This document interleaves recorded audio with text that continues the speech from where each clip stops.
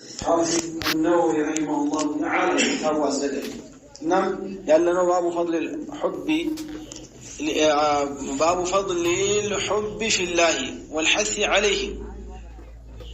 የሚለው ባብ ላይ ነው ያለነው ለአላህ ብሎ መውደድ ያለውን ደረጃ በዚህም ላይ ነው ማነሳሳት ለአላህ ብሎ መዋደድ እንዳለብን እንዳው ኢላሙ الرجل من يحبه انه يحبه አንድ ሰው ደግሞ ማሳወቅ እንዳለበት አንድን ሰው የሚወደው ከሆነ እንደሚወደው ማሳወቅ እንዳለበት ኢላም ማለት ማሳወቅ ማለት ነው ኢላም ማሳወቅ እሺ ኢላሚ ይባላል ጋዜጠኛ ራሱ የሚያሳውቅ ሰው የሚዘግብ ሰው ነገሮችን ማለት ነው እሺ وماذا يقول له اذا اعلمه ደግሞ ሰውየው ሲያሳውቀው እሺ የተወደደው አካል ወደሃለው ለአላህ ብዬ ሲለው ምንድነው የሚለውን ይያየን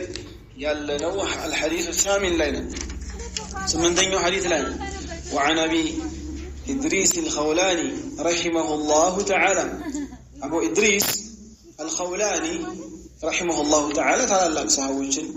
አግኝተዋል በነብዩ ዘመን የተወለደ ነው ግን ያው ነብዩ ያሉ ስላላመነ ታቢዒ ነው ነብዩ አለይሂ ሰላቱ ወሰላም በህይወት እንዲያዩታቸው ዒልም የወሰደው ያወቀው ነገር የለም በዛ ዘመን ተወልዶ ቢሆንም ግን ሰሃቦችን ያገኘ ታቢዒ ነው ይላል رحمه الله تعالى قال